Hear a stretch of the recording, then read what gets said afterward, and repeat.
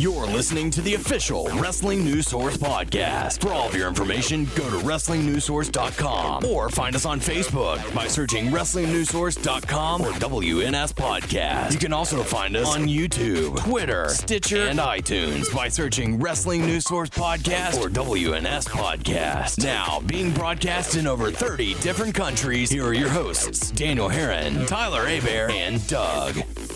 That's right. What's up, everyone? I am Daniel Herron. I'm Tyler Abear. I'm Doug. And we welcome you to episode 150 of the official podcast for WrestlingNewsSource.com. For all of your information, go to WrestlingNewsSource.com. Check us out on Facebook, WrestlingNewsSource.com. You can find us on Facebook, WNS Podcast, on YouTube, WNS Video, and on iTunes, Wrestling News Source Podcast. We are also on Twitter at WNS Podcast, and for the main site, WN Source. We're also on Stitcher now, so please go over there as well. Definitely. Make sure to subscribe, like, leave reviews, 5 stars, whatever it is you got to do. Poke. Let us know. Yeah, poke. I don't know if it's Poke A-Bear over here. He's looking for some poke. So welcome to the show. Got a lot to talk about on this week's episode. We got your feedback. We're going to talk about Raw Country. We're going to talk about Which Daniel liked that part. Survivor Series predictions. We got our hot topics, Q&A, and well, I guess we'll just dive right into the feedback. Well, first, how you guys doing? Y'all hanging in there? Doing good today? How about you, Doug? I'm okay. Yeah? Doing all right? Work's Yeah. being a pain? Yeah, it's our busy season, so you know. That's true. Especially with Thanksgiving right around the corner next week. That's crazy. So, but yeah, well, let's go ahead and dive on into some feedback that we got from last week's episode, mostly regarding the Total Divas.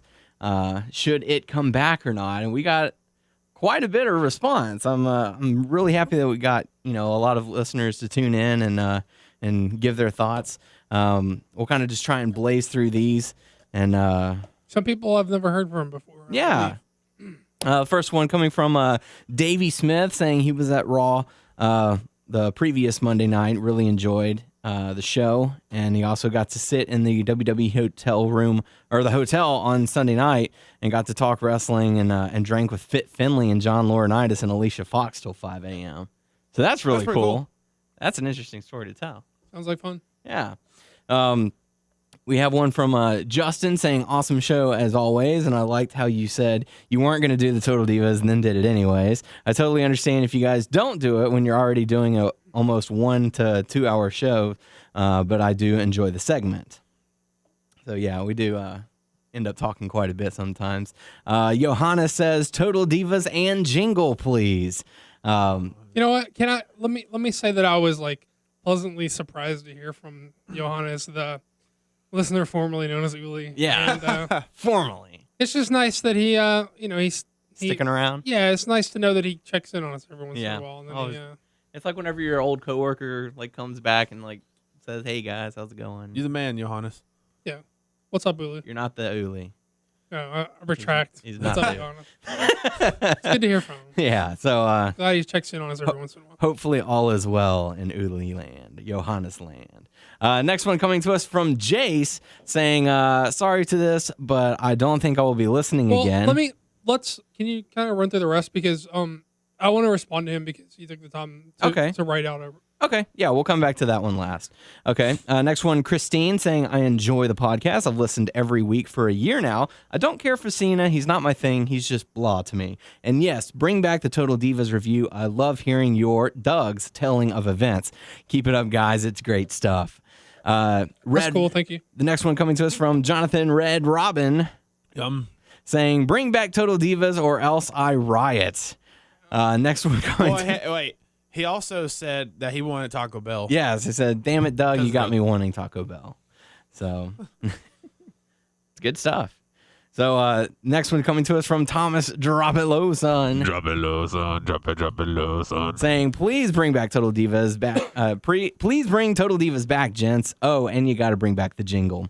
Classy motherfucker calling us gents. I know. What's up, Liz? Next one coming to us from our buddy John saying, vintage Doug rant. I'm not a big fan of Cena, but I do like him a lot more than most people do. I agree with what Doug said, though. Yes, bring back the Total Divas segment. You guys got me watching it, by the way. So that's always nice. It's always nice when you guys can get some people interested in something they might not normally be interested in. It's just it's interesting. It's like we said, it's crazy, but it's interesting. Okay, next one. What's up, John? Next one coming to us from Ali. Stings like Ali. Ali says, changed my mind once I watched one episode of Total Divas, and now I'm hooked. Bring it back. Wait, what? Apparently, he was not a fan of the Total Divas, but then he watched. I looked earlier in the week, and he said no, he didn't want it. Yeah, and he ended up watching one episode, and now he's hooked. So he's asking for us to bring it back. Andrew, aka Wife Swap, says something pertaining to Jace. So I'm not sure if we'll. Yeah, go ahead. It's not so that doesn't matter so much. Okay. Basically, Jace would took a. I don't know if we would say take offense, but really didn't like some things I had to say last week, and is probably not going to come back to be listening anymore, and that's cool. But I guess Wife Swap responded to him. Yeah. He can read his. It's not a big deal. Okay. Well, before we read that, we do have some that were that was from others from our one more from our Facebook page, and then some for our YouTube page. We got a lot of feedback this week, so it's I'm really glad that we got all this so we can respond to it. I'm glad people were because last week we were I'm pretty sure that I'm only positive we have about 20 listeners. Yeah. And people were now we're getting 18 comments. So here's that group. So no tasty hasty though. I think he's stepped out on us. Yeah. But that's Busy with cool. work I mean, and but I girls think we did see some new people. So yeah, always nice. So this one's coming to us from Cody saying you guys should keep the Total Divas segment. It was really hilarious. I also agree on the pay-per-view situation once a month, and they should keep the pay-per-view interesting. Money in the Bank became popular like Survivor Series, SummerSlam, Royal Rumble, and WrestleMania. Make the pay-per-view have a good purpose if you want people to buy them. So definitely agree with you. I think Cody is Pepsi fan, by the way. I believe so as well. What's up, Pepsi fan? 24. Can't help it. Sorry. No, that's cool. The next one coming to us from, the next ones are coming to us from he our puts a smile on my YouTube face page. too, that he's still around. Yeah. So this one's coming to us from Simon K. Jones 1980 on YouTube saying, love the show. First time listening. I live in the UK and was at the Raw. The atmosphere was amazing. Hope they do a Shield versus Wyatt feud. So thank you very much for listening. We do appreciate it. Next one coming to us from Michael saying yes to Total Divas, yes to cookies hanging out. Nice. So thanks, Michael. Next one coming to us from, I hope I'm saying this right, Araman, Arahman, Araman. 925. Yes to Total Divas. Listening to the podcast on YouTube was hilarious because the view count was at 26 while you guys were talking about the 20-something fans of the show. My Survivor Series team is Federation, Macho Man, New Gen, Undertaker, Attitude, Mankind, Ruthless Aggression, Brock Lesnar, and Modern, Daniel Bryan. Cool. Thanks for weighing in. Yeah, that's a good team right there. You know what I feel like we do with the feedback section? I feel like this is our equivalent of text and start shaking everybody's hand. Yeah. Before, hey, how you going? How's it doing? Thanks for hanging out. Thanks for coming. Thanks for coming. We appreciate you. We do appreciate all the listeners that are giving us some feedback. It makes us feel warm and fuzzy inside. Yeah. So next one coming to us from 123 MDF 456. Saying, been listening for a while, but my first comment, yes, I do want to hear about Total Divas. Hearing Brian say, you are a grown-ass woman, and that intro always makes my day. This was a tough one, but I do believe this would be the greatest Survivor Series team of all time, but I don't see it. Let me see if I can pull it back up. I hope you're not asking us to be professional and fill dead air here. Yeah, here it is. Federation Virgil. New Generation, Abe Knuckleball Schwartz, Attitude Era, Gilberg, Ruthless Aggression, Simon Dean, and Modern Santino Marella. Yeah, I think it's probably the best of all time. Very interesting group. So, but thank you for the feedback. Thank you for commenting. We do appreciate it. Next one's coming to us from 6-Star Criminal saying, yes to Total Divas. Your segments are absolutely hilarious. If Daniel doesn't start watching it soon, then you might lose a viewer. Think about that, Danny boy. Listen here, you can throw all the threats you want. That's not going to keep me from, that's not going to keep you from watching. I'm not watching it though. That's not. That's what you started to say. Yeah, I know. My mind blanks out on stuff like that. I'm no good at threats. Whatever. Next one coming to us from Drew saying yes to Total Divas, and the last one coming to us from Victor. Yeah, I said it for you. Victor. There you go. Victor saying life lessons from the podcast crew. Great episode. Yes to Total Divas. I don't really like reality TV, but you guys talking about it was interesting, and I hope you continue. I'm 20 and have believed in what Doug was ranting about since I graduated high school. Keep up the good work. All right. So yeah. Okay. So there you go. Right so on, Victor, right on. that'll pretty much do it for the feedback, with the exception of one. I do want to say really quickly, like, we don't usually take so long with feedback. We don't normally have as much to address if this is like your first time stepping in or something. Yeah. But it's kind of we had a good response.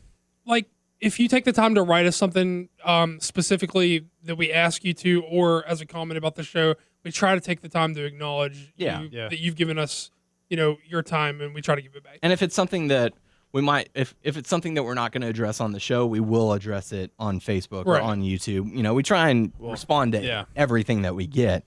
So, I know the listeners are going to be disappointed in something, or and Doug may, but I didn't get to watch it. And I know it sounds bad, and I know the theme says it all. What, Doug and Tyler? Mostly Doug. yes.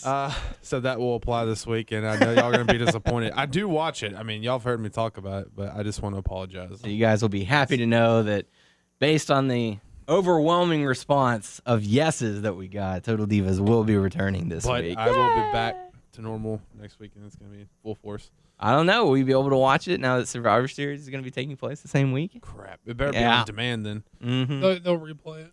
So, Okay, good. so there you go. But time to move into the last bit of feedback that we got that Doug would like to address. This coming to us from Jace saying, sorry to do this, but I don't think I'll be listening again. I enjoy the commentary you guys have on matches and most of the general banter that exists on the show, but I have heard all I can stand from Doug. For a guy who says everybody should have their opinion, that dude is a hater if you don't agree with him.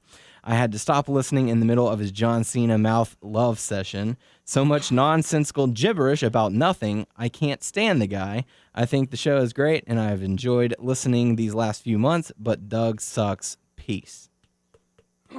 Okay, well, first of all, I certainly don't want to have the reputation of someone who only is going to respond to positive feedback. Yeah. So I think it's important for me and for us as a show to address negative feedback. And I think it's fine that he did so. I truly believe that there's a lot of validity in the argument that I was trying to make about people confusing something that is objectively well made with something that is suggestively, I'm already tongue-tied, that is subjectively not their taste. And I think that's a valid point, and I think there's a lot to that argument, to be honest. Now, I disagree with his point about that I hate on you if you don't agree with my opinion. I know that I said for a fact at least twice that I feel that there are valid reasons to dislike Cena, that I think there are legitimate arguments against Cena. Mm-hmm. And I truly believe that as well. Now, you may not like me, and this show may not be for you, because I understand that some people don't like their opinion challenged. And that this show is especially not for you, and I'm especially someone you're not going to like, because I have no problem whatsoever challenging people's opinions if I don't agree with it. Now,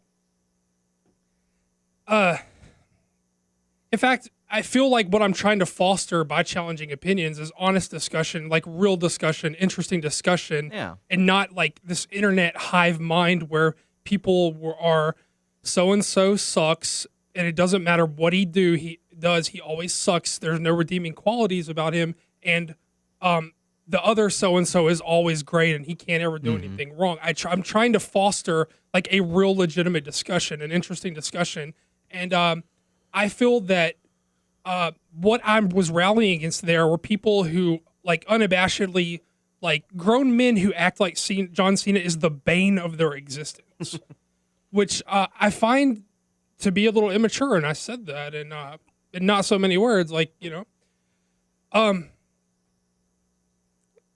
feel like if you're gonna, like, I hear like the same like 3 or 4 arguments against Cena like all the time, and I challenge those opinions because I don't think those are, I've never gotten answers to my satisfaction about those.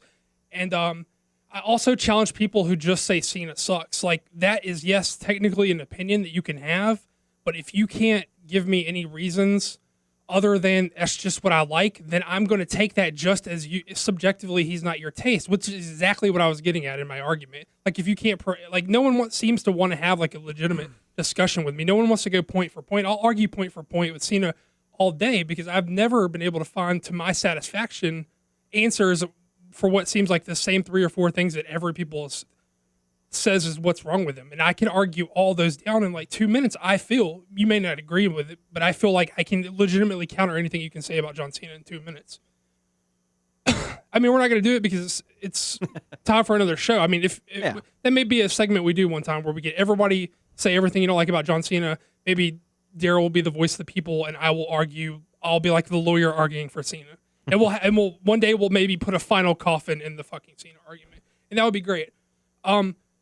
Maybe that's something we'll consider doing. So we can always be like, from now on, refer back to this episode. This is our final thoughts on it. So I don't have to keep arguing. But episode 157. But you know, like my opinion is that, you know, that if you can't say anything other than he sucks, then that's not a valid opinion. That's just saying he's not my taste, which I already said was fine. I said that's a legitimate thing to say. He's not your taste. But you're saying someone is not your taste do not confuse that with something that sucks. It's 2 different things. Mm-hmm. And, you know, one other quick thing I want to say is I'm trying to word this very carefully because I don't want to give off like, I don't want to make us come off like fake or something.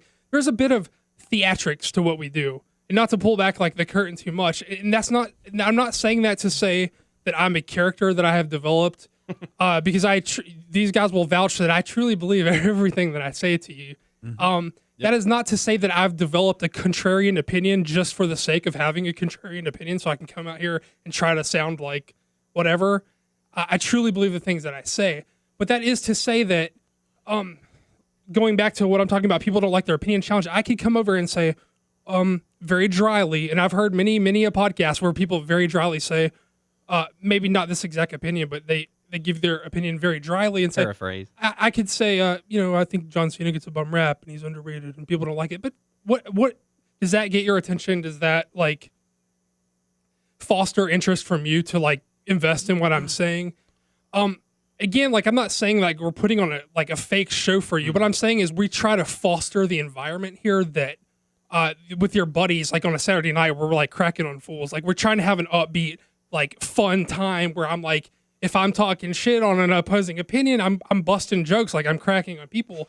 Now, like if I met you in real life, I'm probably not gonna go to fucking town on you, like, you know, like whatever. But like, what I'm saying is, we're trying to bring a certain energy to what we're doing, and I can see how maybe someone wouldn't like that, but maybe he didn't like how I went about saying the arguments that I made. But I don't think that's a legitimate. I mean, I don't think that's a valid argument to make for someone who turns around and in his rebuttal back to me says I'm sucking Cena's cock. Like you got to take if you want to give. Like I'm fine. Tell me I'm a Cena cocksucker all day. Like I'm comfortable in my sexuality. Like I'm not like gonna freak you out and be like, oh, don't just like I don't care, dude. I don't care. But I mean, like it's like a give and take thing. Like if you want to get like, you know, shoddy, like I can take a shot, but I'm giving them too. Like, you know, and I'm never gonna shy away from an opposing opinion that I don't agree with. Like I will challenge your argument, and if you don't have an actual argument, then I'm taking it as just not your taste, and that's basically what I said in my argument. Yeah. Now, don't take this. I'm not like groveling at your feet. I don't care if you come back as a listener or not. If you're peace out, that's fine. No worries. But you did take the time to say what you said, so I will take the time to address you back. Mm-hmm. And we do appreciate him listening at least, and you know. If we're not his thing, hey, you know, hopefully he can find something that is. I feel like he's saying I'm not his thing, and I feel kind of bad for you guys. Like, I feel like you guys are way more concerned with like being like diplomatic about your opinions, and I'm kind of like, whatever. Well, no, like what the thing is like you can go on YouTube and watch a video about PlayStation. You know, for example, you watch a video about PlayStation 4. People are going to go out and be like, oh, PlayStation 4 sucks. Xbox the best. Like, okay, well, why? Because it's the best. Because that's the one I chose to pre-order, so now I got to put my mouth behind my money. Well, what makes it the best? Why? You know, that's what we want. Like, if you want to disagree with us, you know, we'd like to elaborate. Let's talk about this. Let's not just rant and rave about stuff. Well, see, And- this is what I feel like. What I feel like he has a legitimate. I disagree with basically everything he says because I don't hate on people who don't have the opinion that I have. But what I do feel like he made a genuine good point about is me. He's like, it's basically a bunch of like nonsensical rambling, which I think is true. Like, I'm hard to understand. Like, I talk in circles. I lose my point really easily. I have a weird voice that goes in and out. Like, I'm hard to understand, and I think that's totally fine if you couldn't follow me. But I feel like the points I were making are valid. And he did mention at the end of the rant that you didn't know where you were. So. Yeah, like I don't know what I'm talking about right Kinda now. lost it right there. Right. But we've mentioned this several times on the show, and people pick up on it. Whenever we first started doing this show together, people were like, they were commenting, but like you guys sound like just a couple of dudes sitting, like I would sitting in my living room talking to my friends about wrestling. That's exactly what we are. We're trying to capture that. Yeah, the only difference is that we're in a studio. That's the only difference. Like, we watch wrestling and then we're like, hey, what'd you think about that? Oh, dude, it sucked. Oh, yeah, okay. Or yeah, it was good. That's the. I mean, if people want like me to very dryly say an opinion, like I feel like we're trying to capture I feel like we're trying to capture what it would just be like us just hanging out, except we're putting it on tape. Because we don't. The only thing that we do that would be considered on script is the topics that we're going to talk about. Like, we type out what happened on Raw, so that way we don't miss anything. For example, on this episode, we've got the backstage segments, the matches for Raw. Then we have our Survivor Series predictions. For Total Divas, that's all I put. Total Divas. The rest is up to you guys to talk about. I don't even know what I'm going to say right now. I don't even know if I remember what happened. Well, it'll be an interesting segment. That'll be for sure. And then I feel like I said there's so. a little bit of theatrics involved. That's probably a poor choice of words. That probably gives the illusion that we're like super fake, that we've like developed these characters We're or totally something. fake.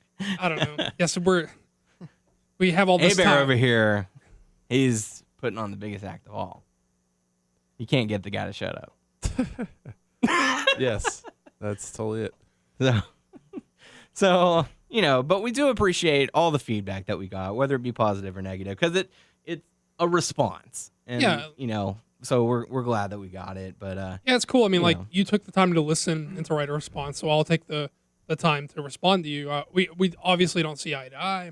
And if that's it, then that's it. I mean, what else? And if you don't want to listen, that's fine. But for everyone who does listen, we do appreciate it.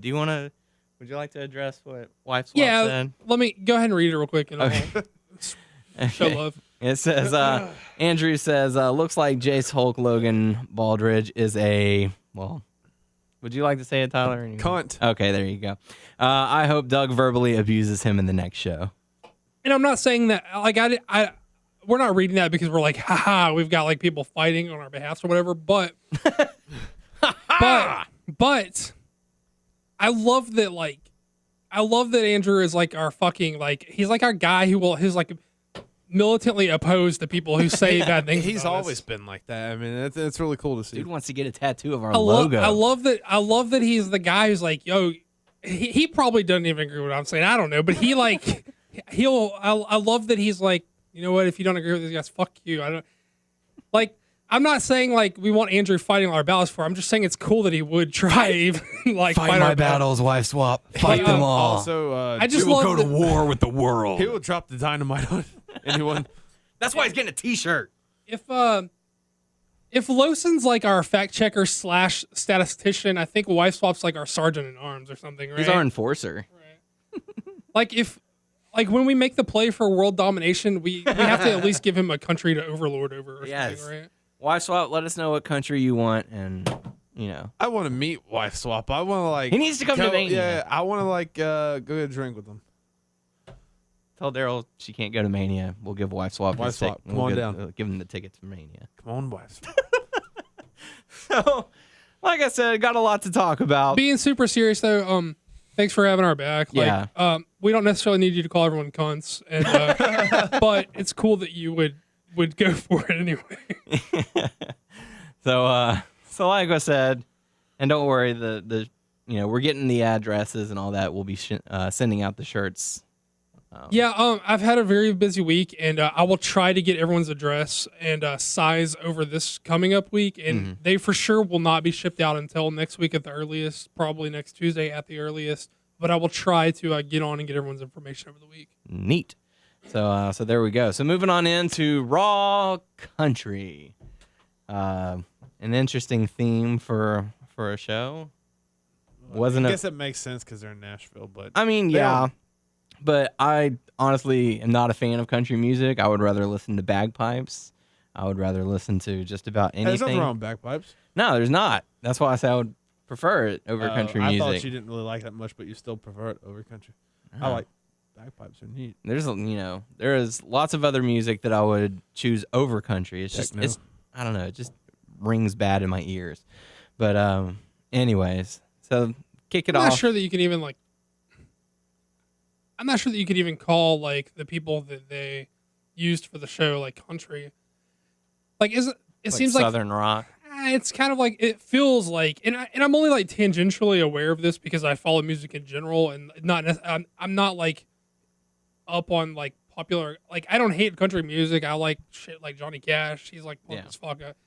And I like dudes like Richard Buckner, who's fucking awesome. And but this seems like that it basically feels like pop music. It feels like I feel like, and I'm only tangentially aware of this, and I'm not really sure of the scene, so I'm probably misspeaking here. But it feels like there is a segment of country music that is going like they're crossing over. Yeah, it's like it's top 40 radio. It's pop Taylor music. Swift and Florida Georgia Line are prime examples of that. Right. I know because of where I work, and I have to listen to these songs every day. Daniel knows music. So I'm not sure that it's necessarily representative of country. I don't know. That's not really. I don't even care. It's not my. It's not an argument I care to make. But I don't know. I don't care. I don't necessarily. I don't understand how. Even though it's not my thing, I don't necessarily care. But I don't understand how this is a draw. I don't understand how this. How does this help the WWE? Right. Other than saying, you get the Florida Georgia Line fans to maybe tune in, say, oh, they're going to perform. But if you're tuning in for that, I mean, Are you saying that I've tuned into shows that I don't watch just to see someone, but I don't stick around. Are you saying that that's why they held it towards the end? like if they were gonna do Raw Country, they should have done something like Country to get? No, I don't care. Like, I'm not arguing. I mean, I was just saying, could you even call it country? That was just like a side argument. Like, I'm not I don't mind when they do themed shows. I like old school Raw. I think it's cool. Mm-hmm. When they do the Vegas thing the Raw Roulette, it's not necessarily like a genre based thing. It's just like them saying, "Oh, well, we're gonna make it seem like every match is like a chance or something, like a gamble every match or whatever." It's not necessarily like a genre specific thing. And I don't understand how taking chances on outside genres that don't relate to your genre like draw in a crowd. I don't see the appeal. I don't see the crossover. Yeah. I just don't understand it. I mean, unless you want to bring back some former stars and stuff, like maybe Honky Tonk Man or, Mickey James was floating around over the past couple of weeks. She was at the Performance Center. That's fine, but I mean, I don't necessarily have a problem with it, but I also don't see how even that's a draw. Mm-hmm. Like, I don't see why fans are tuning in just for that. Right. And I'm not making it about the specific choices of groups that they included, because for my taste, the WWE never has fucking cool music. I consider basically everything that every band that does like the pay-per-view, I consider basically all that shit butt rock, except for the hip-hop, which I not a bit fan of any of it. I think the only cool guest that I can think that they've ever had that I was like, oh, cool, was like CeeLo. Because I like CeeLo since Goody Mob because I grew up on hip hop. But like, and he did the gesture to the camera. Yeah, I mean, I'm not making this about the acts that they chose. I'm just saying I don't understand I don't understand if they did like a rock themed show, how that draws. Like, I don't know. Maybe they think that they're going to target a certain audience to come in. I don't know.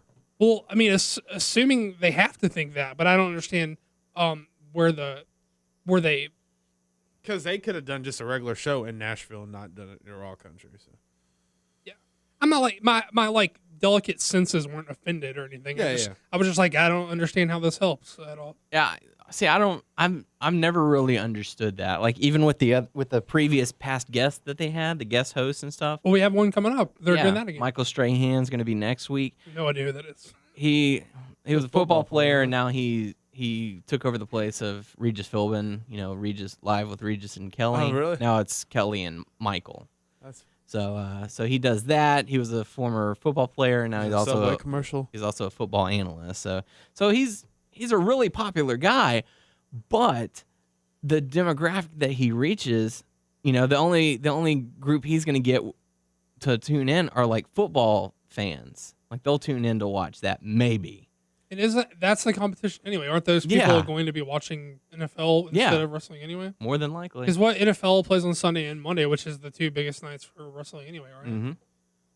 So they're hoping on a one-off appearance that he's going to sway people to watch what they know him from, or watch the WWE instead of what they know him from in the first place. Or they're hoping to get like the senior citizen demographic to tune in because he does the morning talk show or whatever with Kelly.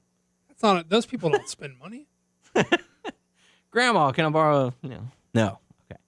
But anyways, I've never really seen the point of bringing the guest hosts in. Like, who does this really help? I mean, I know what they're trying to do. They're trying to get people to talk about it. They're trying to get the word out. There's one pub. Any press is good press, you know. That's exactly. We got people talking about us. Yay, that's not negative.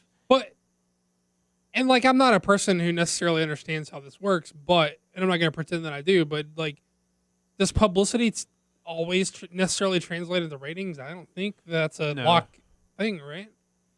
I don't know. Maybe they think so. And, like, we've made it clear that we don't care about the ratings. We're going to watch it no matter what. But I think they want the people. They're trying to get a segment on Entertainment Tonight that they wouldn't normally get. They're trying to get. I bet what's going to happen is something's going to happen with Strahan. He's going to do something, and it's going to be on ESPN. Yeah. Well, and then they're going to show it on the morning show. But what I think is, okay, I see what you guys are saying. They want publicity, but I don't think that just any publicity turns into ratings. No. What I think is smart and what I don't mind, what I actually like kind of when they do, is like when you have like another genre that is close that you can bounce off of. Like, say when they bring in Hugh Jackman, I was like, that I understand. He's fucking Wolverine. Like, it's like, so people who would be invested in going to see a superhero movie can turn into seeing him on Raw and be like, oh, this is live action superheroes. The good guys are fighting the bad guys. Like, I think that translates. I think you can hook Chris Hemsworth or whoever plays Thor. You know, get the fucking Agent Coulson. I don't know, like the dude who plays him. That would be awesome. Well, what I'm saying is, like, I think people who are predisposed to liking superheroes, you can hook and say, oh, this is like real life good guys and real life bad guys fighting it out. Like, I can invest my time. I think that translates. I don't think football translates. Agent Coulson going up against the Authority. That would be hilarious. Even if they just do like a cheesy little spoof one night appearance of it, like, you know, like, that's fine. I mean, like, you want to talk about Authority? You want to talk about S.H.I.E.L.D.? And of course, I'm biased because I'm a guy who likes superhero. I come from that world. Like, I like comics, I like superheroes.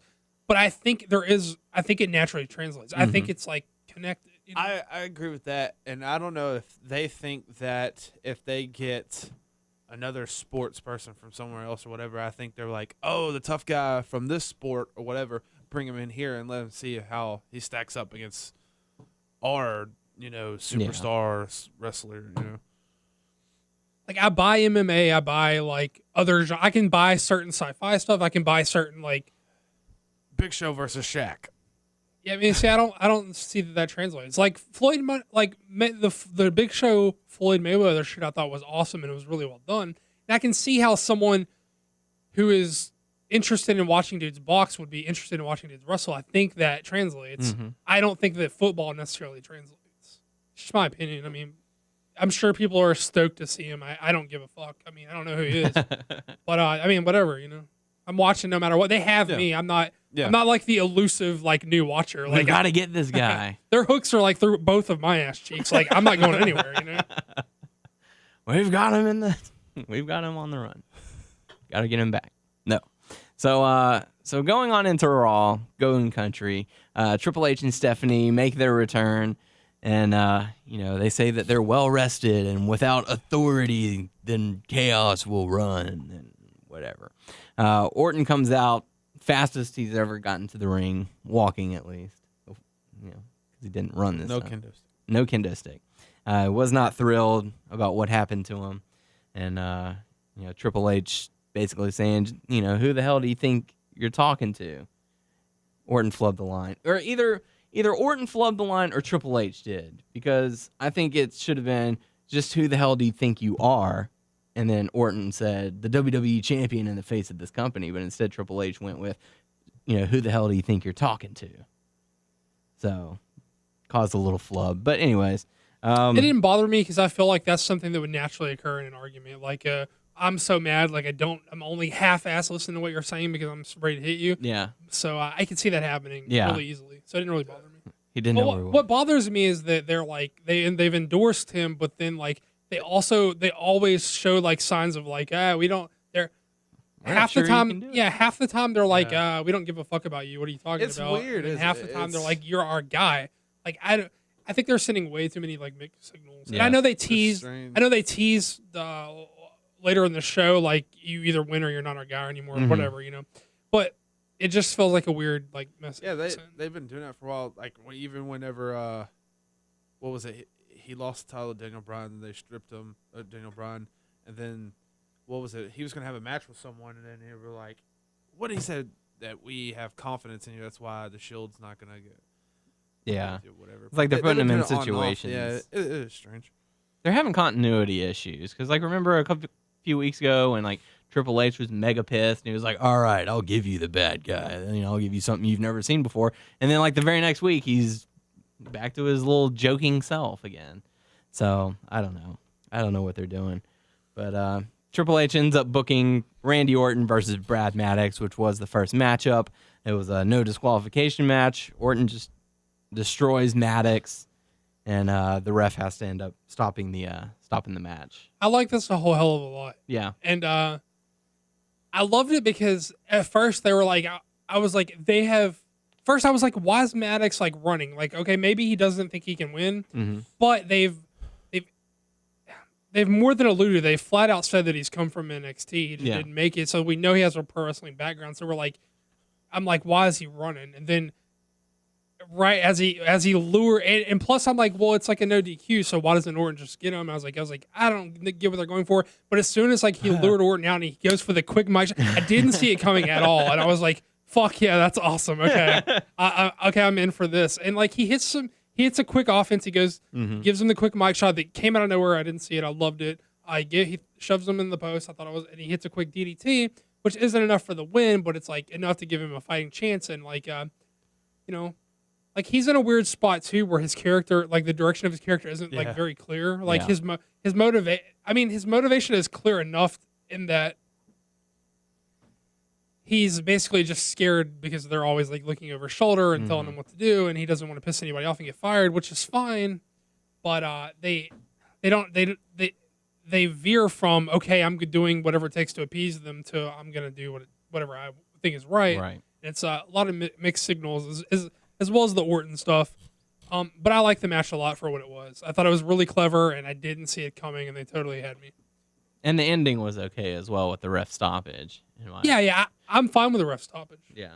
I was wanting a Maddox win, but I highly doubt that they would do something like that. And also, it's gonna be weird. Like, where does he go from there? I mean, I assume he's still gonna be the general manager, but it's still gonna be weird. And it's like Orton around. Orton's not gonna, if he talks to Orton, and Orton's just gonna be like, "What?" He's gonna be all up in his face, and he's still gonna be taking shit from Triple H. You need another beating like I gave you last week. So who knows? But next matchup, we got to see Big E Langston going up against Curtis Axel for the Intercontinental Championship. I like that they had the championship introductions at before the bell rang, and they gave it some an important feel, which I feel like they've definitely been lacking in that for a while. But I'm glad to see that they had the match on TV. I felt like they could have done this for the pay-per-view. They could have done a lot of things for the pay-per-view that they've been showing on TV. I don't really feel like they've pushed too hard for the for the pay-per-view buys. But what did you guys think about the matchup itself?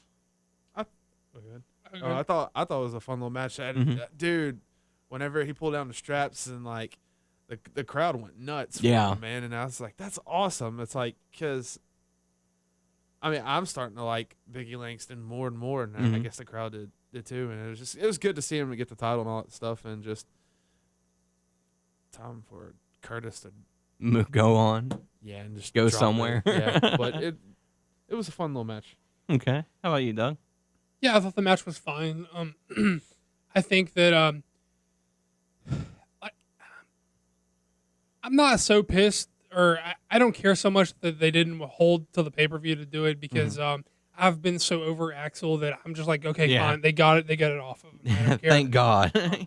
Yeah, but I felt like they gave Axel like a genuine shot, like and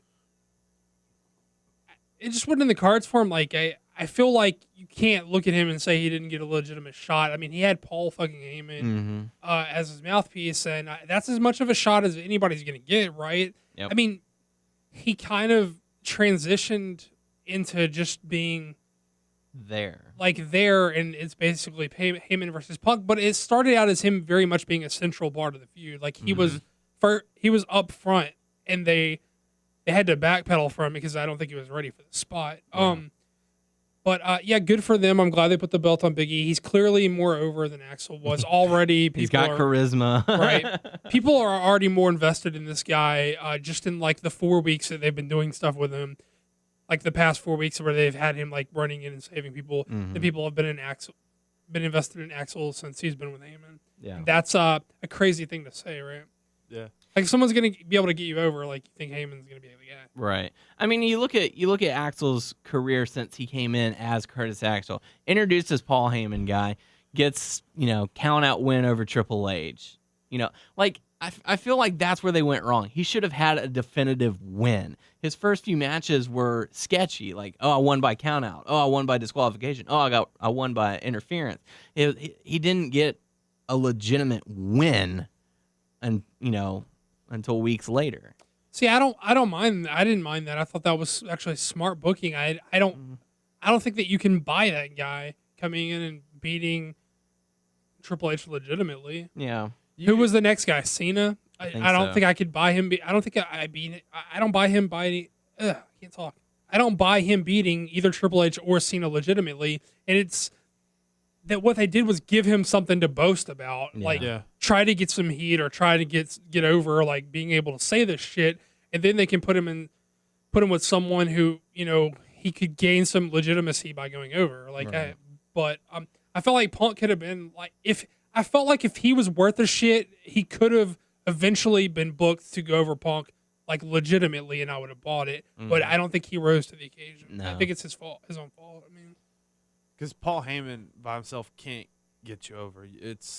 He helps you, and you gotta help. I mean, people. Well, like Daniel just said, like he came in as just a Paul Heyman guy. I was like, yeah, but there are probably like 8 guys on the roster who would fucking kill for that spot, and some of them might have actually been able to make it work. And like I said, I've said in the past, there's been Paul Heyman guys that weren't successful either. So. Right.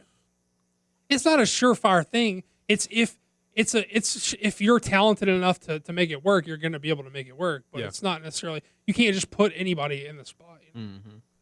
But after the matchup, after Orton defeated Maddox, he went backstage and was asking for help from the Shields, and Shield said, "Well, hey, as long as the Authority wants it, that's what you're going to get." So nothing really to add on to it, especially since later on in the show. We don't work for you, Orton. Yeah, especially since later on in the show they took that away. But next up, we got to see Divas musical chairs, which I don't know. The only thing that they built for was to give them a reason to fight for the Survivor Series. Was that the build? That's a weird setup. You see who's versing who. Yeah, because you have like AJ on the same team with Caitlyn. Mm-hmm.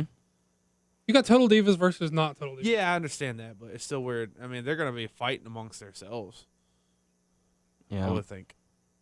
I I feel like what they're doing though. I mean, I feel like people get down on these girls, and like this isn't the fault of the girls. No, not at all. I mean, like I may not be high on a lot of Divas matches that I see, but I think I try to acknowledge effort when I see it, and this is booking shit. This isn't like these girls like being out there being terrible. Although sometimes they can rightfully be called terrible. Yeah. This isn't a spot where you can place the blame on the girls. Like who backstage said, you know, it would be a great idea if they played musical chairs. Well, I feel like the train of thought, I don't understand the train of thought simply because I feel like they were like, okay, if we just say the Total Divas are going to face all the non-Total Divas in a traditional elimination match for Survivor Series, that's too contrived. But like making them fight just because the music stopped and someone didn't get a chair. Right, just because that the game of that got out of control is just as contrived as just saying, "Hey, you guys got a match." What cracked me up is that when they first started it, Jerry was sitting there looking at them like the music had started, none of them were doing anything. And it's like, "Ladies, y'all got to go around the chair," and they're like, "Serious?" Well, they were already looking like they were being catty. They were like, "Oh, yeah, we don't want to be next to you girls and stuff." They were looking for a fight from Jump Street, which is fine.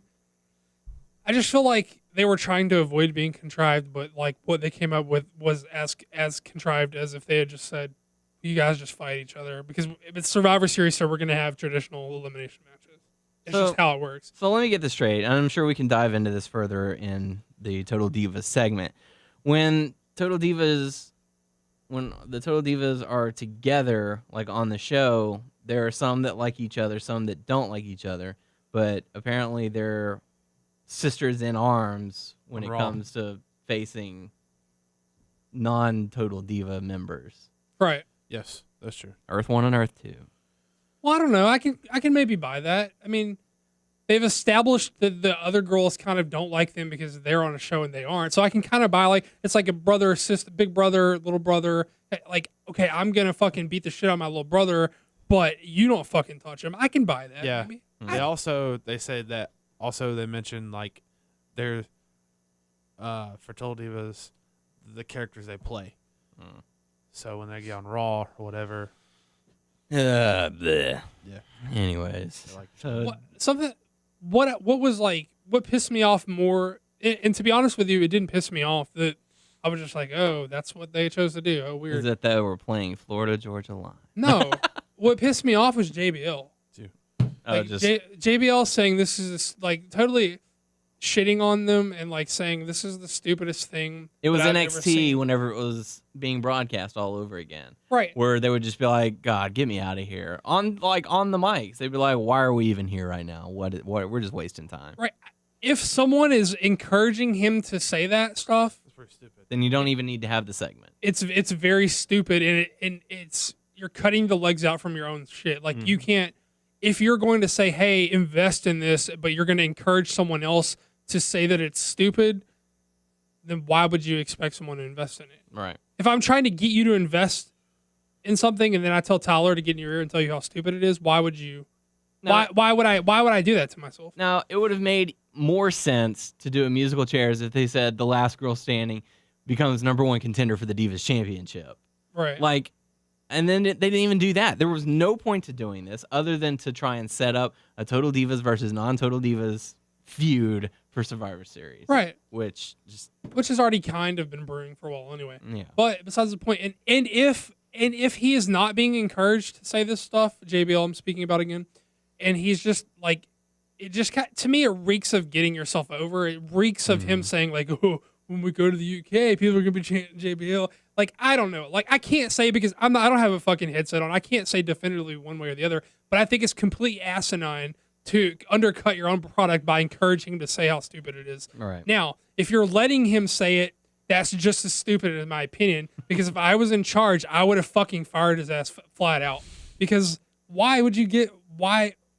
But he does like that shit all the time. Yeah, I mean, I guess people like that kind of stuff, but to me, I don't like that at all. Like to me, he is more concerned about like what the fans think of him and like and how he looks as opposed to like his attitude plays into how things are presented, but it's not about his attitude. It's not about what he says. My opinion, the announcers contribute to the story, but they are not the story. Like, he's not the focus, and it just always feels to me like, look at me, guys. They're always trying to make it about them. What's up? Right. Yeah. What's up? That's not entertaining. up? That's not entertaining What's to me. That makes me want to turn the channel. Yeah. I mean, I don't, because we've established that I'm hooked. But the Both ass cheeks. Right. But I'm like, why? You know? Hooked through the butt. I don't know. Like, I don't get it. John, we need a visual of that. Of me, you know? Like, Just like those a big, like, nasty, like- conveyor tray, like conveyor belt running on Butt like pierced. 6 feet above us, and like just hooks. you guys are Carrying- laughing. I'd rather have the hooks to the ass. Like, you know those dudes who like hook themselves up on like the back skin and shit. I can't see Ugh, that. fuck that. Nasty. Nope. Nasty. Nope. Put it right through the ass. Go ahead. I'll take it to the meaty part of my ass. I'm not taking it to the back skin. So, anyways, they broke out and fought. Next matchup, we got to see Big Show going up against Ryback. You know, I wasn't too fond of this in the beginning, but at the end, I think Ryback kind of won over the crowd. You know, especially with the shell shock to Big Show. It wasn't a bad match. You know, it was an okay match. But Big Show ended up getting the victory. Yeah, I didn't have any problems with the match either. I think the point is to let Show look strong going into the pay-per-view against a strong opponent. Which I guess Ryback still has like the aura of being someone, but I don't understand how he still has the aura because they job him out like incessantly. Yeah. Well, same with Kofi Kingston. Yeah, but I don't feel like going over Kofi is the same thing as going over Ryback. Do you think that, honestly? No. I feel like there's maybe because he has main evented more recently. Yeah. Well, I mean, Kofi had that main that one time. But, That one time. That one time against Randy Orton, when Right. he put paint on his race Right. car. but I mean, maybe that's why it still feels like, you know, Ryback is going over. Ryback means something. Yeah. But I'm really not sure how it means anything at all, considering how Because they often try he to loses. like with those feuds, he'll lose, but like after that, they'll like give him like Collie and make him look strong and all that stuff. It's like I They're don't keeping like him watching strong it. enough to like make other people off of him. Yeah, it's like I don't like him that much, but like I feel like I want him to succeed, you know. But is it too late? Supposedly he has heat though. I guess they're punishing him. That's the rumor. Because he imitated Bill Goldberg with the spear and a jackhammer. Well, supposedly he had heat before that, but that didn't help him. Oh. I don't know. It's all rumors. Like, we're not Yep. privy to we any. don't know. But it's there's a part of me that's wanting him to like be up there, you know, win and do all that stuff. But at the same time, I'm like annoyed. We read the same rumors that you read, so we don't know. Yeah. Basically. So, but That's the word. Bird. But after the match, Randy Orton decided that he wanted to try and attack the Big Show, but Big Show caught him and hit him with the spear. A spear. So backstage, Randy Orton is being tended to by the medics, and he decides to drop an F-bomb.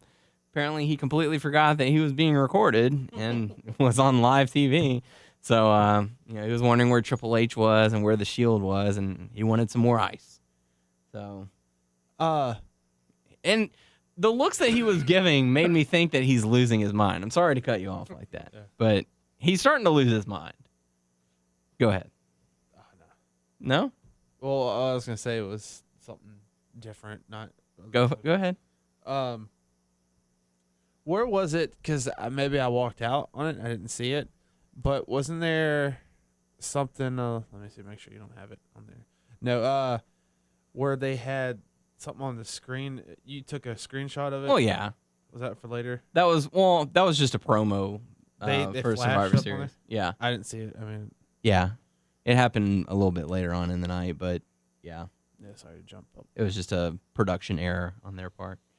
So, but what did you think? What do you think, Doug? Do you think Orton's starting to lose his mind, especially dropping an F-bomb on live TV? I don't know. I mean, Punk does it all. They have to censor Yeah. Punk all the time too. Yeah, that's true. I think it's probably. I know for a fact for me it's easy to like let the obscenities fly when I'm worked up. You know, Mhm. like I could be like, if I'm like, of course I'm gonna say fuck. I probably said fuck like 72 times so far today. I don't know. Like, Yeah. just on the show, I probably said it 72 times. I don't know. But you know, I can see how that's a easy thing to let happen. Yeah, it happens. He should have So. let an Iron Sheik Out.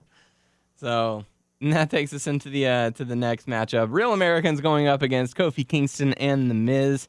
The crowd was certainly hot for the Real Americans saying "We the People." The match itself was all right. Cesaro section. Yes, loved the Cesaro section. Very good work on that. Cesaro is the man. Great stuff. The match itself was all right. I like that. That Swagger and Cesaro have that sort of brotherhood where they do the leapfrog over one another, and they have the secret handshakes and all that. It's cool stuff. Swagger is uncomfortable with giving hugs. Yeah, yeah. And I don't hug me in public. Yeah, I know. Save it for the shower.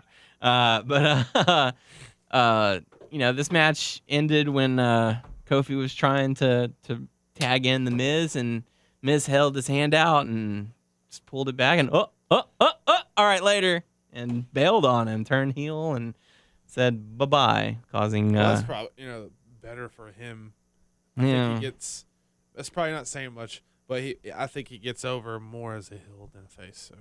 Yeah, I guess so, but, it's one of those things where, like, when he was a face, he did heelish things. When he's a heel, he does face things. Like, he tries to get the crowd to laugh and stuff. So, I don't know. I feel like he's... Opposite man. He's confused on what... Did you just say he's opposite of a man? Did you call him a woman? No, he called him opposite man. Oh, opposite man. Yeah. My bad. I am opposite Don't man. attack his masculinity. He's secure in his masculinity. He's going to be on an ABC Family movie about Christmas. Anywho, but what do you guys think about Miz turning heel? You guys say that, but like, you wouldn't do that for some cash? What, turn heel? Do a cheesy... Be a woman? Do a cheesy network movie. Oh, yeah, absolutely. What, be a woman? It's opposite man. I'll be a woman for some cash. Opposite of him. Opposite of Cash him. are we talking here? Be a What's woman. the lowest you'd go? For what, just cross-dressing? Sure. I cross-dress for like $50. All right, cool. So Well, I was trying to remember that line from... you'll be Aber's Christmas present from me. I was trying to remember the No, line. like, I'm not going to perform sexual acts. No, I didn't say anything about that. 50 But, bucks. You're supposed to do the line from Workaholics. if I'm being honest with myself. How much would he suck a dick for, as you say? Or was it to punch out your... Suck a dick. Oh, okay. How much does he say? Oh, like 900 or something like that? Wasn't it 500? I thought it was like 200. Oh, it might be 200. Who knows? I mean, if I'm being honest with myself. Like, I haven't caught it. I haven't caught Workaholics in a while. Neither. But, like, I was just scrolling through my Facebook feed the other day, and there's, like, a meme of Carl saying something like, I was the one giving your wife that something dick. Like, The stinky dick. Because I liked them too, and I saw it too. I was like, I haven't been watching it in forever, but I was, like, cracking up at that. Oh, that's nasty. So, Oh, God. it So, doesn't- we are so lowbrow. It doesn't take much to make it. stinky dick. So, and cross-dressing. So, how... what do you think about Miz going heel? What do I think? Yeah. Why the fuck not? I mean, the babyface experiment failed. Like, Yes. utterly. Absolutely. It failed. I mean, it's like they a even weird- gave him Flair's figure 4 leg lock. It's a which weird- was Buddy Rogers. They may have figure tried 4 to. leg They may lock. have tried to give him Flair, but Flair may have just been like, Here you go. well, no. I mean, they may have actually like had Flair stick around. I mean, Yeah. if he hadn't had all those problems, so I don't know, maybe. But I couldn't see it either way. I would just feel more sorry for Ric Flair. Yeah. I think it's like I think it's a weird position. Like if you still expect him to do like a lot of pub, like I think it's a weird as a heel to do a lot of publicity. That's what always drives me wild. Is like whenever he was heel, he was on like George Lopez and Conan O'Brien and all that. Like, and he was joking around. I'm like, you can't buy that and then go and watch, I don't know. Oh, Like I remember nah. during the Attitude Era when they all did Saturday Night Live, and I was like, okay, these guys are fucking hilarious. That like was- Big Show yeah. and Mick Foley, like they were super. when they were funny. singing. Right. That was pretty funny. But that's Saturday Night Live. That's, we're here to do a skit, not we're here to be an interview and represent the company and all that. I don't know. I mean, maybe, but I think you're like, I'm looking too far into I think it. you're splitting hairs. Like, I am. Splitting those hairs. That's right. So, anyways, back over to Raw. We got to see AJ going up against Vickie I Guerrero. hope it's still funny. If I said that was funny, like I haven't watched it in like 10 years. So. Saturday Night Live. Yeah, if the WWE guys on Saturday Night Live was awful, I'm gonna feel stupid. I should probably revisit that. But before the matchup, Vickie Guerrero banged on the trainer's door and was like, "Help me," and then pretended to faint, and just a whole masquerade of things happening. But AJ ends up defeating Vickie Guerrero. Did you guys hear about AJ collapsing at the live event while they were overseas? I did hear about that. It was apparently from dehydration, and she ended up being okay, obviously. But a lot of people were saying this is them poking fun at AJ over what happened because Vickie pretended to faint and was like, "Oh, I need some water. Oh, I need water," and then she fainted again. Do you guys get that vibe, or was it just just try and turn it into a story? And no, to be honest, no, because mostly because they always have Vickie stooging her ass off like that. Yeah. And secondly, because when they want to embarrass an individual, they have no qualms about embarrassing that exact individual. Yeah. They've never held back in the past. When they thought Mickie James needed to lose a little weight, which was absurd, she did not. They have no problems of making fun of you specifically if they have a problem with you. I don't think it was what happened to Jeff Hardy after he left. Yeah, I mean, I suppose it's possible, but they've never seemed to shy away from gunning at the actual person in the past. Right. So I don't. That wasn't my problem. Was that if I'm to believe that all this like corporate stuff matters in storyline in the WWE, if they're like, it's important for us to have the right face of the company, and if all the corporation side of it matters so much, then why, even if someone's faking, like you send them to the hospital, you don't put them in a match, like because if like you, that's how you get sued. Yeah. And then you punish them when they get back. All right. Like, so if I'm to believe that all this corporate shit matters so much, then you got to play by the rules and do what a corporation would really do. Yeah. Like if I'm at work and I like obviously fake a injury or fake a sickness to get out of working, they'll say, okay, go to the hospital. Okay, go to the doctor. But then they're going to they want documentation brought back. And when you don't do that, then your fucking ass is theirs. They don't risk a lawsuit by me saying like, I was seriously injured, but they made me work anyway. I would sue the fuck out of them, Yeah.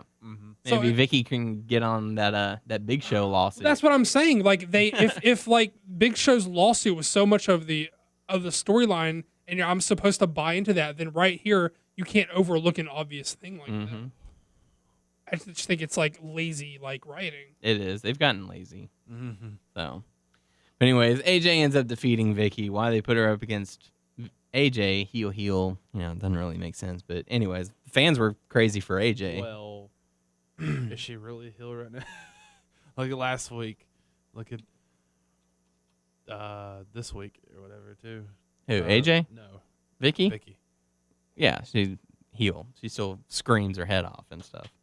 Which, Heel face. yeah. Yeah, she played babyface last week. I mean, I don't know. It seems like she's doing more of the comedy shtick. Like she's still being heel, but she's doing something to try and get the people by their own rules of logic, if you try to undermine another heel, that makes you a babyface. Yeah. You don't actually have to act good. You just have to try to undermine another heel. So by their own logic, that makes her a babyface. I guess. Because like whenever she was laying on the stretcher and Stephanie was like, "Oh my gosh, you have to take her to the hospital," and you see her sit up and kind of smile and put her head back, Right. It's kind of just one of those things. But it was definitely overplayed for comedy. But I don't care. Like if I tell you, I mean, it doesn't matter. Like if I say my leg's broken and I can't work, but I'm pogoing up and down on the leg, and I say I can't work, like you would still send me to the hospital, because if I say whatever, I'm gonna fucking sue you if something really is wrong and you make me. I'm gonna sue the fuck out of you. Yep. So get on that lawsuit, Vickie.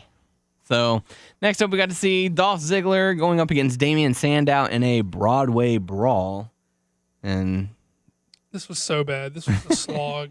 This was fucking awful. It was so like. It was so poorly put together. They were being like so careful, like knock anything over. Yep. And then like the spots where they used weapons were so contrived. It was so bad. I was like, And the fact that Triple H put zero effort into telling people what it is Like, I don't even know what kind of match it is, but y'all better make it entertaining. Right. It's kind of like, did they say that for the Divas, musical chairs as well? So, like, just go out there and make it entertaining. I don't care. We have nothing for you. So you're all gonna have this match that's made up. Yeah, like nothing to gain from this match. If you would have said, "Hey, the winner might, maybe he'll be in line for a number one contendership or something," like at least tease them for something, for a reason for these two to be fighting. But yeah, it was totally bad. Like, this was the worst part of the show. This was so awful. Like, it was like a slog. It was like grueling to get through this match. I mean, they tried. You can't take that away. I don't know. Like, I mean, I don't want to take anything away from them because they took a weapon shot. It's like, but other than that, I mean, like, can you say they tried? Like, I don't know. Anybody who goes out there is trying to have a match. I mean, like, it doesn't make it good. Like, I don't know. I think you can blame them. I don't know. Like, I don't know. I think if, like, I don't know. I think if they would have put the instruments on the outside of the ring, it might have made it more okay. Because, like, they would have fought inside the ring for a while. Someone would have gotten tossed out, and then he would have grabbed the guitar, and, they could have gone from there.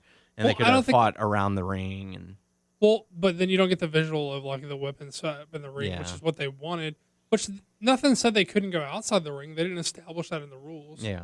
It was obviously no DQ if you're hitting people with weapons, so why can't you get outside of the ring? Right. What I did think was a little interesting is, like, and they were obviously gimmicked, and I'm not saying drums are, like, necessarily so hard, but even, like, a gimmick to, like, guitar, like, he took, like, headshots, like, unprotected. Like, even with a gimmick guitar, like... Chair? No. Guitar? All right.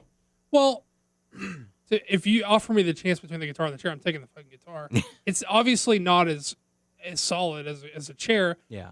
But I still don't know that I want to get hit in the head with the guitar, even if it's a gimmick to break splinter, But I think more importantly is, like, the message. Like, you open yourself up to a lot of criticism if you let that happen, So I thought they're going to be doing that, and they're going to be hitting each other over the head with the guitar. Well, you open yourself up to criticism from both sides. If you allow it, you're like, well, if you can do that, you should be able to do anything from one side, and you're going to say, oh, well, you're saying that it's okay for them to get hit in the head by the other side. So you're fucked either way if you allow it to happen. So you can't hit them with a chair, but you can hit them with the belt, a guitar, the ring, the ring post. You can hit them with the stairs. You can hit them in the head with the bell that they use. Well, the argument isn't like what you get hit with, is that you get hit in the head. And it's unprotected. He obviously didn't put his hands up. Yeah. And obviously the guitar was gimmicked to shatter over his head, but still, like, you're open. What message are they sending? Right. You're sending mixed messages, and both sides are going to jump all over that. Yeah.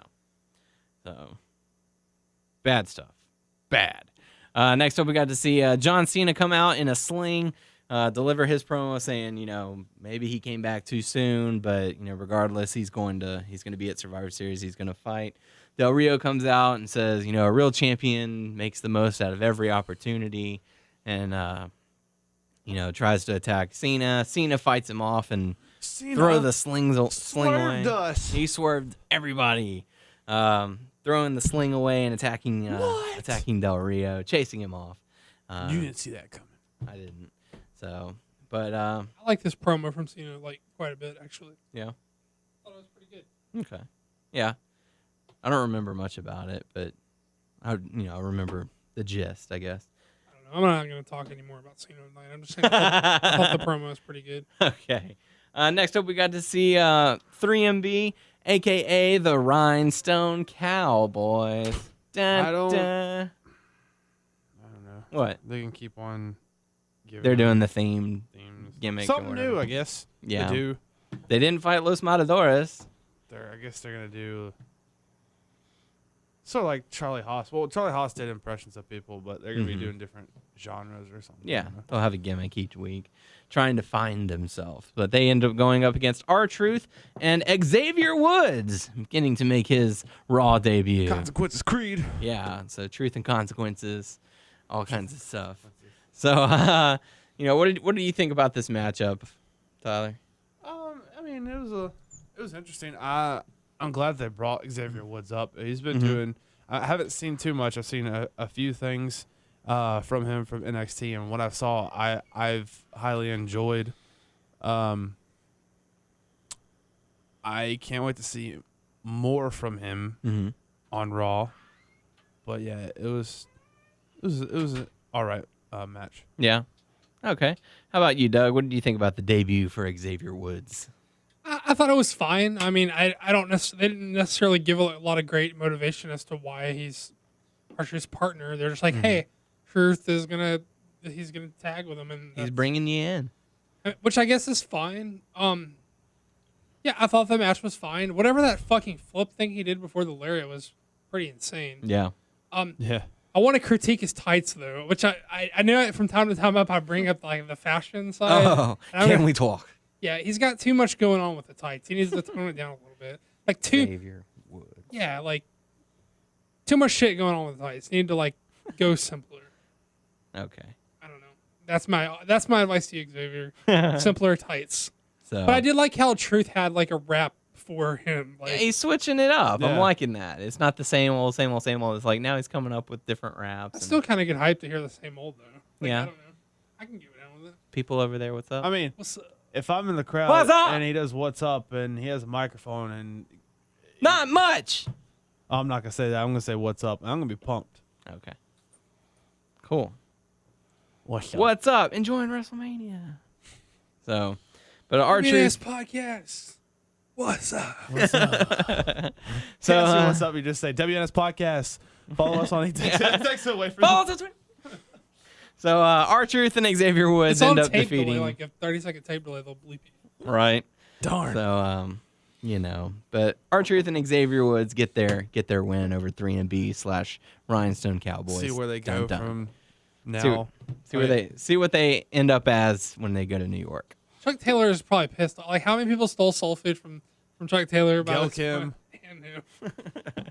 Like, did he need the soul food though? Because he fucking did that cool flip thing before. It was like, you know what I'm saying? What did they call it? It was basically like a flip into a lariat. Right. But Yeah. I don't remember. it looks super fucking athletic. Yeah, it was pretty cool. It did crack me up that a lot of people were like, "He stole that from Gail Kim."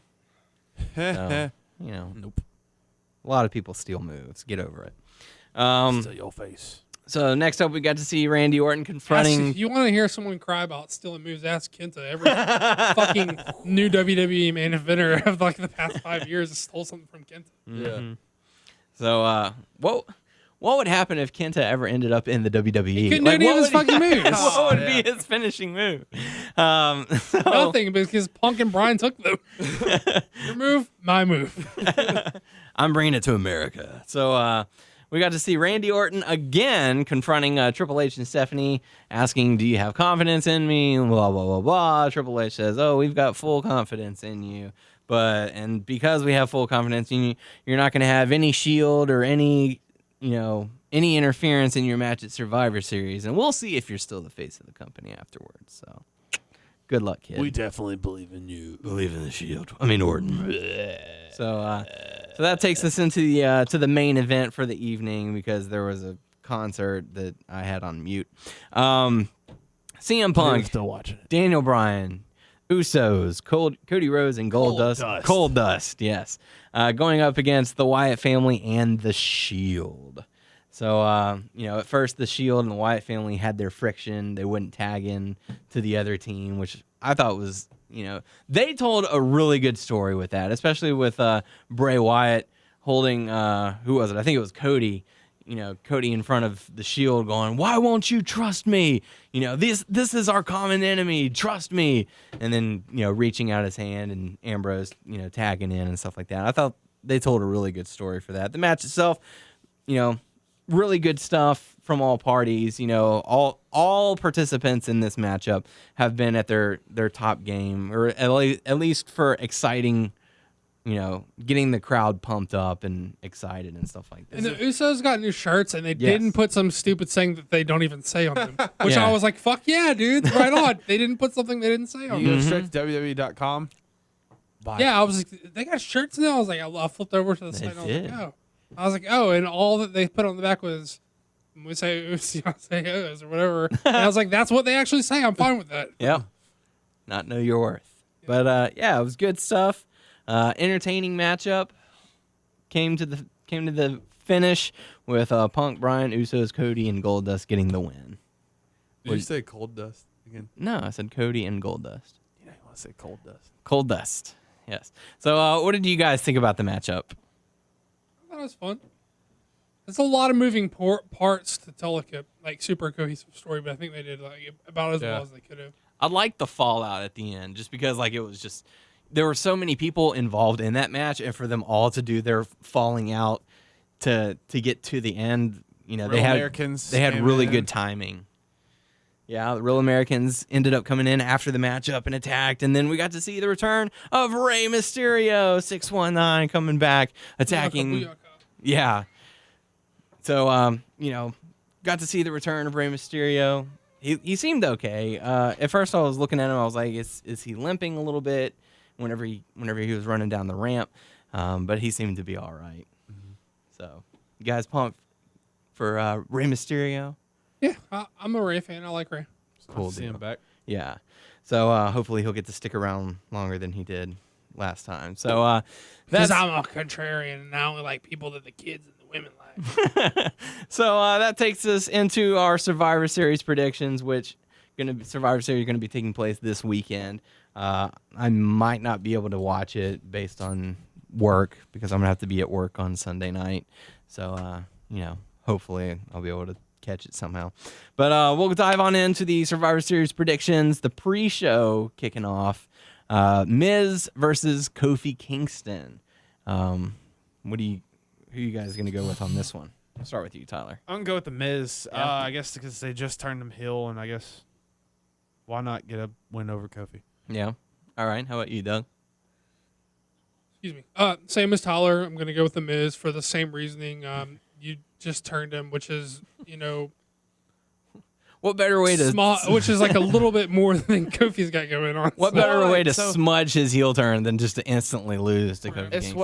Because it's the pre-show because the Miz is on it. Yes. So yes, that's he's what gonna win. He's the king of the. I mean, they pre-show. call it the kickoff, but you know, we all know what it is. It's the pre-show. I don't know where they're like, what the fuck is he doing? What the fuck is he doing? I don't know. Put them together. I don't know. All right. So I'm gonna go with the Miz as well for same exact reason. So Tyler, take us into Survivor Series. So far, only 5 matches announced for a 3-hour pay-per-view. So I'm sure we'll probably get 1 or 2 from SmackDown, or we'll have some impromptu matches. But these are the matches we have listed so far. Tyler, take it away. Total Divas versus AJ, Caitlyn, Oksana, Tamina, Rosa Mendez, Alicia Fox, and Summer Rae In a Survivor Series match. So, what? I just like that he named every single one that wasn't a Total Diva. Yeah, he did. Just so you don't know, so you know who's not a Total I'm Diva. complimenting him. Okay. I thought it was good that he did it. Yeah. Okay. So, Doug, who are you gonna go? Or well, Tyler, I guess since you picked the match, we'll start with you. I'm gonna go with the Total Divas. Yeah. Just because the show just started back up and they got to have some good clips for the next season, right? Let JoJo get the win. How about you, Doug? It's Total Divas, duh. I shouldn't have even asked. So, wait. This is JoJo's first match. I'm sure it's gonna be just awful. She was in the match last time, but she didn't get in the ring. Right. She just stood on the wrong side of the apron. We will we will see what happens. I don't know. I can't see this match going very long. So, but I don't know. I'm probably gonna have to go with Total Divas. That's right, you are. I have a feeling that AJ and Caitlyn are gonna get into it. So maybe, I don't know. So, or Caitlyn, Tamina. Yeah. So all right, Doug, we'll let you pick the next matchup. There's 4 remaining. Let's keep in the order that you have it and go with the traditional Okay. Survivor Series elimination match. All right, Cody Rhodes, Goldust, Usos, Rey Mysterio going up against the Shield and the Real Americans. America. Who are you going to go with on this one? I'm gonna take the baby faces. Yeah. All right. Any particular reason? Well, when I kind of look at the rest of the card and who I think is going to win there, I think it kind of informs my opinion on what happens here. Okay. So I just landed on baby faces. All right. How about you, Tyler? I feel like the babyfaces are going to win because I know it sounds stupid, but like it doesn't mean shit. But I feel like because Rey Mysterio just returned, I want the Shield and Real Americans to win, but I'm going with the faces. Okay. I will go with the baby faces as well, just because of a returning Rey Mysterio. Don't want to put him out too soon. So yeah. Do you guys feel any like dissension within the Shield for this matchup? No, they seem to be like they gelled teased it That one time. They teased it that one time a few weeks ago, but it seems like they've dropped it. Continuity. They want them strong together to do Triple H's Well, bidding. it was just like a slight tease. I mean, it was as much as them being like annoyed with something he said. Right. Like you guys can be like annoyed with something I say. It doesn't mean we're breaking up over it, right? Yeah. So, Like every time I say Stitcher. yeah, I'm always annoyed by that every time. We're done. Cut the Fuck this! I quit. cut the mics off. Show's over. So all right. So all of us picking the baby faces to win that one. Let's do CM Punk and Daniel Bryan versus Luke Harper and Eric Rowan. How you Yeah, typed it? might as well. So I don't know. I feel mixed on this one, but I can't go against CM Punk and Daniel Bryan, so I'm going to pick them to win. I am. I pick Luke Harper and Eric Rowan. I know the stuff that just happened with Daniel Bryan and they put him in this, but like I feel like Luke Harper and Eric Rowan need to win more than CM Punk and Daniel Bryan. Do you feel Bray Wyatt will be involved in some way? Maybe sitting in a chair. Well, okay.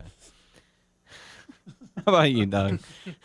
Yeah, I'm gonna take the Wyatts as well because what are y'all laughing about? Him and his elaborate. Oh, he's gonna be sitting in a chair. Well, I'm taking the Wyatts. Like Tyler said, they need it more. They like it doesn't do them any favors to face Bryan and fucking Punk and then lose here because there's no point in continuing the feud if they beat him here. Not to mention they're on the poster for Survivor Series. Well, like the point is like if you're gonna do something more than just the show with these guys, they have to win here. Like the feud, the baby faces don't go over in the first match of the feud unless you're not going to continue the feud. It doesn't make sense because the threat is squashed. They've got their revenge. If they had a reason to need it, everything is over. If the good guys win, then that's the end of the fucking day. You know what I'm saying? And plus, they need it more. Like, Yeah, you know, like they need to establish themselves and all it'd that. be better than to put them over Bryan and Punk. Yeah, that's true. I could probably see myself switching over to Harper and Rowan. You can't see, or you're going to Make the call. Yeah, I'll go ahead and do it. Luke Harper and Eric Rowan. compelling argument, achievement unlocked. I guess Tyler pick the next one. Big Show versus Randy Orton. Okay, going out of line. So Big Show versus Randy Orton. Who are you gonna? Fuck did you? Nah. You're kind of interchangeable, to be honest. Yeah, who are you gonna go with on this one? Oh, shit. Let me think.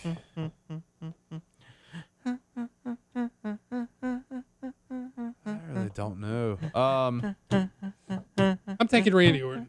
I just cut right in line. I'm taking Randy You Orton. did. You go. You pick.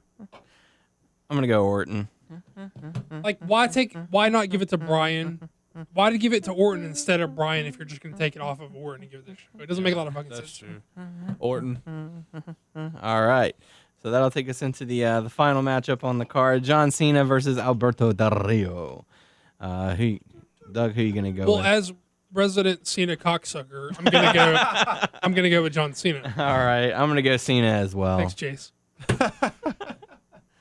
I am the same because I don't see them putting back on Del Rio, which Yeah, and supposedly Cena's gonna have the title for a while, so be on the look for that. So there you go. Now we get to see the return of your highly requested segments. And now, Total Divas with Doug and Tyler. Mostly Doug. No wonder we call you fat on Twitter. Shut up! I have to say, I feel like a real diva. You are a grown-ass woman. Well, it couldn't be like a possibly worse week for it to return because I'm not sure that I remember everything that happened, but I'm gonna do the best that I can. So I'm glad that we've received that like great outpouring of people wanting it to return for me to do a totally bullshit Don't worry, job. Tyler's here to pick up the slack. Yes. Okay, let's do this. Okay, so We need to just bring my girlfriend in here because she watched it. well, she would be like a better second than Tyler apparently. Oh. You say all, but you haven't watched in 2 weeks. Burn! Oh, I don't know. Okay, so I'm gonna try to recount this as best that I can. So basically, they kind of opened on Nikki and Brie talking about how it's so great that they're getting to do outside publicity and stuff like that. I think they're doing some shit for some bullshit show called Psych that I know Tyler loves, but I think it sucks. And it does good suck. show. Fuck that show. Fuck you. Are you gonna watch the 2-hour musical? I didn't even know that. Nope. Have You music. didn't even know. Not a fan. Not a fan. Show sucks. Tyler's getting so agitated. Look at him. I don't care. I give up on TV at times. I just wait till stuff comes on DVD and then I buy it. Anywho, Yeah. they're gonna be on site. Anyway, they're, and they're like trying to, for some reason they Were need they their, excited?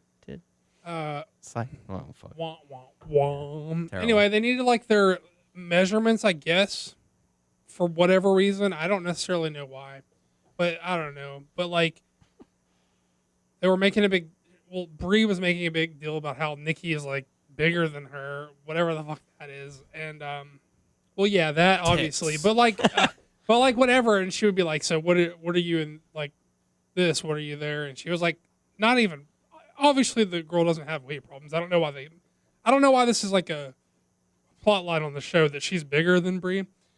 I don't get it. But, and then she was like, how much do you weigh? And she was like 130. And she was like giving her the like, tell the truth face or whatever. She's like 135. And I was like, doesn't seem like an outrageous number to me or something. So they like the continuing plot thread of like Nikki being the quote unquote like bigger Bella, which is weird. Like technically, yes, she's bigger, but she's like not like fat. Fuller. Yeah, there's no problems. And like also like Curvaceous. I don't want to like sit here and say like, oh, the Bree's like too. I don't want to give anyone like a negative like body image. Like, Right. I think like the important thing is to be like health is the key, right? Like Yes. as long as you're healthy, then like who cares, right? And they're both healthy, so I don't understand why this is like a thing.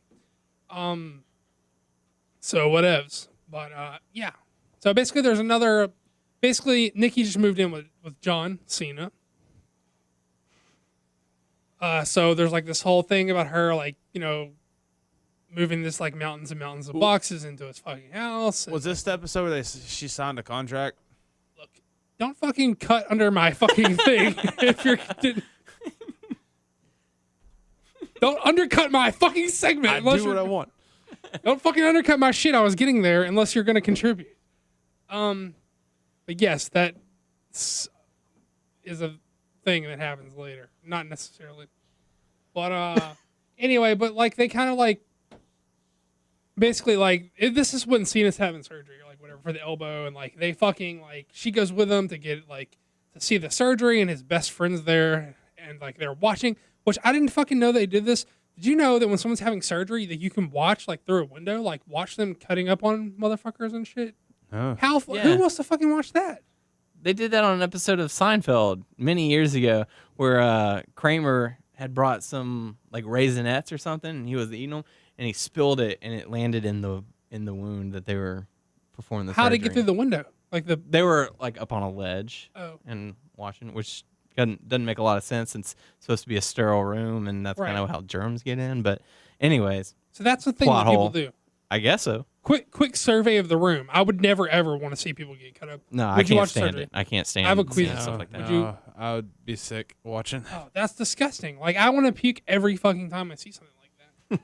It was gross. But anyway, like they like to build some like drama and suspense. They're like as they're gonna go to commercial, they do like the draw the curtains on the thing. Like I guess they like if things get too graphic, they can block off the windows so that people don't like freak out by what they see or whatever. But anyway, so they show him like cutting into his fucking football like elbow or whatever, and they're like, "Nurse, go ahead and block out the window or whatever." But when they come back, they're like, "What's going on?" And it's like whatever. They come back like apparently when they cut into it, that shit was like fucking spewing out. And it got all of the doctors. They're like, can you wipe the doctor's mask off and stuff? So they have nurse like wiping Cena's like fluid off of like dudes' faces and stuff like nasty. that. Because when they fucking cut into it, it was like all over your face. Just fucking nasty. And they're like freaking out. They're like, what's going on? And they're like, oh no, is he okay? Why did they fucking do the thing? And like, why would you want to be watching? You wouldn't even known if you just stayed outside like a normal fucking people person. like that stuff. I'm not saying don't be there for your loved one. Yeah. But be in the fucking waiting room, like with the fucking snack machine.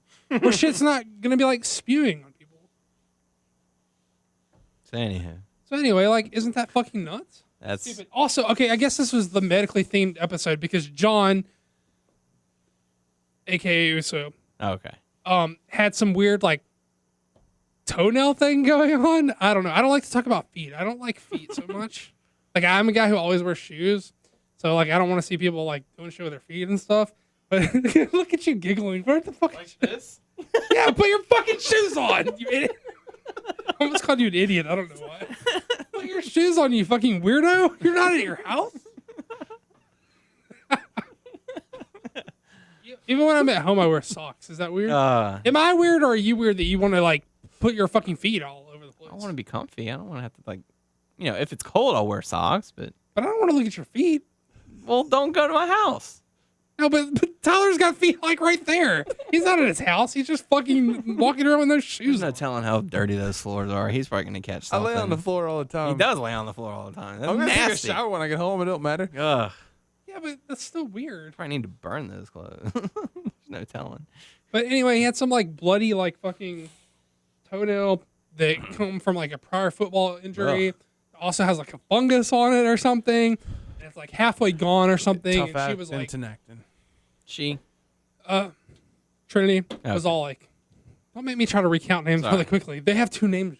Yeah.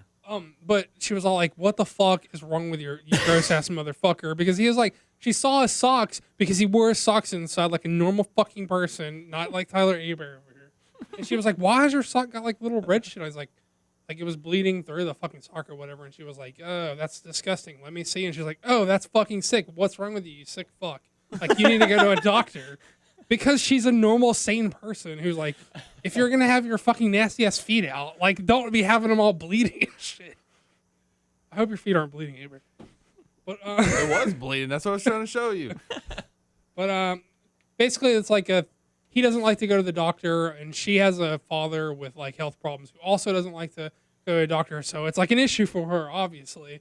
And she's like, yo, bitch, Obviously. you have to go to the fucking doctor because your nasty ass feet are all bleeding and fungusy. And he was all like, no, I'm not trying to hear that. And she was like, no, but for real, you're a fucking nasty bleeding shit. We're going to the doctor. What else happened? Newbies. I'm trying to think what happened with them. Natalia.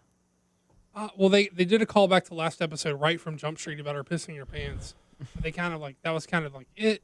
It was a really like Nicole and Bree centric episode. Like they showed like a lot of there's a lot of like, there was a Daddy Cena moment where like every time they have them together in the same episode, it's like he tells her something that's like really father like, where I don't know, they're about the same age, but they're both like, he's like in his mid 30s, she's like 30, so they're not like like crazy difference, but he always feels like he's like telling her something she needs to know, like a life lesson or something, or like telling her like she says something stupid and he's like, actually, oh, he was telling her what the proper name for the fucking gooch was, and she was calling it fucking like gooch, and he's like, it's called the whatever, I don't know the real name for it either, or like whatever, and she's something, because he's talking about the sack on his elbow, and then they start talking about nut sacks, which led to the other shit and like that stuff. And Groats. Blurred cookies too. Blurred cookies. too. What else happened? Anything with the newbies? Oh, well, he was like talking about John Cena came across like pretty arrogant because he was like, it was like a really manufactured, like, I'm a good guy, like, kind of moment where he's like, oh, it was so cool to be a part of that moment. Did you hear the crowd? Like, whenever they were acting like it was a big pass the torch moment whenever he came out after Bryan beat him or whatever, and he was like, oh, I'm going away, but he beat me clean and fair and square in a match or whatever, and like he like kind of, I guess they're trying to make it like a pass the torch thing or whatever, but he came off super arrogant in it, that he was like, it was so cool to be a part of that. How's Bryan doing? Is he like loving whatever? Oh, the other thing was like since Brian's stepping up, like Cena's out there was this whole thing subplot about Brian and Brie like having to adjust to being like a new power couple, and Brian's like got to do all the fucking like publicity shit that Cena was having to do while he's out. So like that was the whole other thing. Basically with them, not much to that. It was more about Nikki and John this time, and I saw one thing on Facebook because I follow WWE, their Facebook page or whatever, where they posted a picture of Jinder Mahal looking upset at you're right. I forgot about that. Eva Marie. Eva Marie, you secretly watched. That's how you know that happened. Nah, I saw it on Facebook. Basically, Eva Marie was like, they're giving her a shot at an announcing gig or whatever, and she was like, Give her a shot. she was like, okay, I'll take it. And he's like, okay, you have to, make sure you're doing the right thing or whatever, because she fucked up the dancing with Fandango thing, because she was like, oh, I'm fucking awesome at dancer. I'm a fucking 10. Watch these fucking Moves. dancey shits. And she was like, yeah. Dancey shits. And then she fucking sucked, right? Like, I can't dance, but I'm not going to say I can dance. Watch right? these dancey shits. Hey, fuck you guys. That's awesome. I'm not trying trying to to knock you on it. I think that's like awesome. That's marketable right there. Dancey shits, TM. Anyway, but like, so they're like, oh, but you can't fuck this up because you already looked like a dumbass last time. And she was like, I got this. She was like, well, first of all, like the guy, he was like telling her, like, do you think you can handle this or whatever? And she's like, can I cheat? And he's like, no, you can't fucking cheat. Like, they don't, like, that's unprofessional. This is the Fed. When you get to the Fed, you do shit the right way. Like, we don't play that bullshit. Like, you can't have notes or like write it on your hand or your cell phone or whatever, like she wanted to. It's like, no, learn their fucking names, learn where they're from, whatever, Mm-hmm. And she was like, I'm glad you brought this up because I completely forgot this even happened. And so basically, like, they work with her, and like she kept like fucking it up, and she was talking about how nervous she was, and like everyone's like, it's okay. They kind of patronized her because they were like, you're gonna fuck it up, but it's okay or whatever. Like everyone was like nice, condescendingly about it, and they're like, it's okay, just try your best, and you'll fuck up anyway, and we'll talk behind your back about it. But anyway, so basically her Sisterhood. yeah. So basically, she introduced a match between like it was Justin Gabriel and maybe the Usos. Versus it was Justin Gabriel and somebody versus 3MB, and she forgot like she was introducing to everybody's names or whatever. And she forgot Jinder Mahal's name. She like froze and she couldn't think of his name or whatever. And they were like, "Oh, she fucked up or whatever." And then like afterwards, they were like, what the fuck happened? Like, you couldn't remember his name? This is the fucking WWE. You don't get to fuck up like that. You practiced all day, but you forgot someone's name or whatever. And she was like, yeah, but I didn't cheat because, like, people kept telling her, like, how she fucked up. And she's like, yeah, but I didn't cheat. Like, because she, like, it makes it so much better. Right. So, like, her whole thing was she didn't cheat. And they're like, yeah, well, they're fucking pissed about it or whatever. So they're like, fucking, she goes and talks to the 3MB dudes, and Drew McIntyre talks first. He's like, I just want to know what the fuck happened. But, like in a Scottish accent or whatever. I don't know. However, he's like, I just want to hear from you first. Like, what the fuck happened? And Heath Slater was like, yo, what the hell did you do? And like, Jinder was like, he's like, honestly, this is the WWE. I suggest you know everybody's name and like all this shit. And like, they're like, do you even know his name? And she says, yeah. She says it, and I don't know if they edited it to sound fucked up or whatever, or she really did, but it does sound like she said it. She's like, Jinder Mahal? They're like, did you fucking say Ginger? Which is really funny because Heath Slater is fucking redhead, so he's the one who's like, did you say Ginger? Or whatever, but like it's a whole Taking thing. shots at me? Yeah, but they're like, yo, you're dumb. Like, what happened? And like, that's not cool. Why did you forget my name? And they're like, whatever. She's like, guys, but I didn't cheat. It's like what she kept saying about everything. I didn't cheat. Whatevs. But yeah, that happened, and then they like do like a cutscene with Heath Slater, like sounding like he was like really concerned about how she was feeling. Like she was upset, obviously. And he felt bad that they had to give her the tough business about calling people Jinder Mahal after he forgot their name. God, if they should market the Jinder Mahal thing, that could get over. Like if they drop McIntyre, they could go with Jinder Mahal. Don't hinder Ginger. No, it doesn't really. That'll work with a tag team. Either way, basically, Jinder Mahal. yeah, Trinity gets fucking John to go to the doctor where they cut up his fucking toenail, and it's real gross and shit. It's like everyone's getting cut up today, and it's fucking nasty. And no, it's super nasty when it's your feet, and it's also nasty when it's your elbow. Main point is don't watch people get cut up and don't show your feet. And then like he was like, "Yo, she's like, is this contagious?" And he's like, "It better not be contagious because when we lay together, like our feet are all on each other." She's like, "Yo, motherfucker, if you fucking got your fungus shit on my feet, like it's gonna be a thing." And like turns out, doctor was like, "Oh, I think you got some fungus on your toenails as well." But I'm talking way more about feet than I want to right now. I hope you guys fucking appreciate this. But so it was a whole Leave thing. that for Aber next week. Yeah. So nasty stuff. Basically, like the big cliffhanger is that like John was like, this has been crazy. I know you moved like 875 boxes here, like across the country, and I know that like I had a lot of shit going on. I know you were sitting there watching my nasty ass get cut up in surgery, but I need you to sign this living arrangement thing if you want to live here, which is fucking weird. Or it's like a cohabitation agreement or something like that, and he's like, there's no like nice way to say this. I'm going to look like a dick, but if you want to live here, you got to sign this. And she was like, what the fuck? I'm floored right now. I can't fucking like even believe this.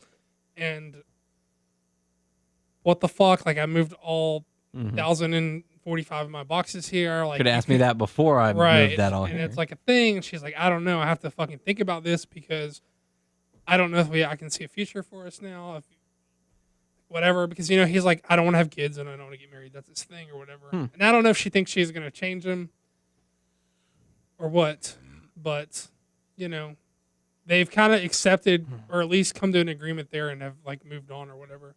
So, but he hits her with which I don't understand necessarily because they aren't married. So I don't know necessarily know the rules of common law marriage. Like maybe I know that if you live together with someone for so long, you're considered common law married. Yeah. I think it's like 2 years or something. But does that mean that you have to split shit up though? No idea. See, Especially when it's like millions of dollars worth of stuff. Right. So like I don't know that I mean, is that what I don't necessarily understand what he's trying to protect himself from. It's not like they're married, so he's like if she leaves, she gets half whatever. Like right. It's not a prenup. It's a habitation agreement. So I don't know the laws for common law marriage if you break up after being common law married, if you have to split possessions. I don't understand. I don't know. No idea. It seems a little weird though, to be honest. So I don't know. It's kind of a dick move though, I think. Well, he's just trying to protect his stuff, I guess. I don't know. Would you do it? Would you sign? If you're Nikki, I don't have all the details on what the paper states and all that. Assume that it's what we've decided so far. Like if you're gonna. So if it's like okay, we've agreed that we're not getting married because I don't want to get married anymore, but we're gonna live together in like in perpetuity because we like believe in each other as a couple. But then I'm like, I believe in y'all. But also, thank you, Tyler. I believe in a thing. We're very happy. Just living the rhythm of the heart. I'm glad that you believe in this, by the way. It warms my heart. But then but if we split up, then we have to half shit. Right. So if you're Nikki, if you're John, do you think you're justified in wanting it? And if you're Nikki, would you do it? Well, if Nikki would want half of the stuff that she didn't have before, it would be right for Cena to say, hey, sign this and say this stuff is already mine or something. But I don't know. I have no idea. I could not tell you. I can't give you an answer to that because I don't know. What about you, Abraham? Would you want it? Would you want one? And would you take one if you're Nikki? Do you think he's justified in asking for one? So is it pretty much like a prenup? Like if this happens, you're out of here, no questions asked. I think he is justified. Well, yeah, they said because they said something like he's like if he asks her to leave, she has like 40 hours to like vacate the premises. I feel like it is justified because maybe it's not necessarily the same thing, but it's not the nicest thing to do. But yeah, it's not the, he's looking out for him because maybe he did feel like he got burnt, maybe with the last wife or whatever. Well, then maybe you don't fucking ask women to move in with you if you're not sure that it's going to work out. Right. And maybe you don't hit her with it after she moved all her shit in. Right. So would you sign it? Or would you say, fucking peace, bitch, I'm out of here? I'm saying Nikki's calling John a bitch for the record. If I was her, I would probably say, fuck you. Whatever. So I am a materialistic guy and I'm not. In the sense that, like, houses don't mean shit to me, like cars don't mean shit to me, but like the material possessions that I like cherish are like stupid things like Your DVDs and comics and stuff that like.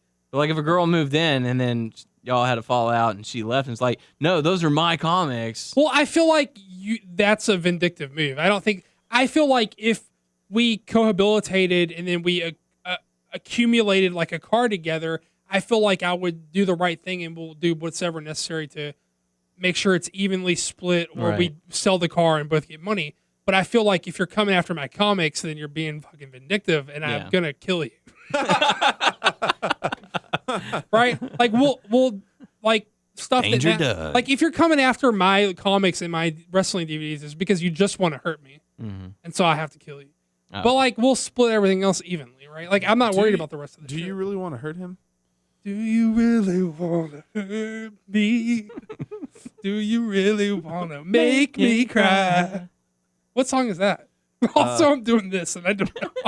That's Culture Club. I don't know the song. Do you really want to hurt me? Nice. Cool. So there you go. Well, thank you, Doug, for carrying the weight in Total Divas. Let us know. Weigh in. Are you happy that Total Divas is back because of this?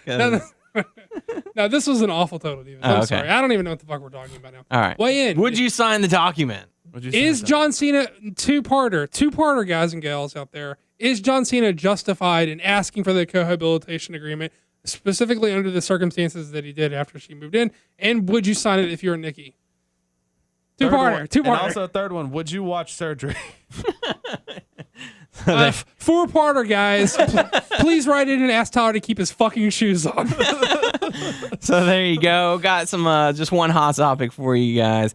Beginning in February of next year, 2014, WWE will end their Classics on Demand subscriptions, leading many rumors to fly about the WWE network possibly on the way, ready to go.